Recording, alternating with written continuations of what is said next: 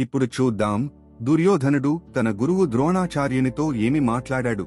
కౌరవ సైన్యం ధర్మయుద్ధానికి సిద్ధంగా ఉంది.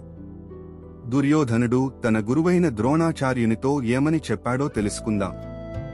సంజయ ఉవాచ దృష్ట్వా తు పాండవానికం వ్యూఢం దుర్యోధనస్తదా ఆచార్యముపసంగమ్య రాజా వచనం అబ్రవీత్. సంజయుడు అన్నాడు. అప్పుడు దుర్యోధనుడు పాండవుల సేనను విభజితంగా నిలిచినట్లు చూసి తన గురువు ద్రోణాచార్యుని దగ్గరికి వెళ్లి ఈ మాటలు చెప్పాడు. ఈ శ్లోకంలో దుర్యోధనుడు పాండవ సేనను చూసి ఆందోళన చెందాడు. అతను తన గురువుతో ఈ విషయాన్ని చర్చించాడు. ఇది అతని భయాన్ని, తనే తప్పు చేసినట్టు ఉన్న భావాన్ని సూచిస్తుంది. దుర్యోధనుడి కథ మన జీవితానికి వర్తిస్తుంది.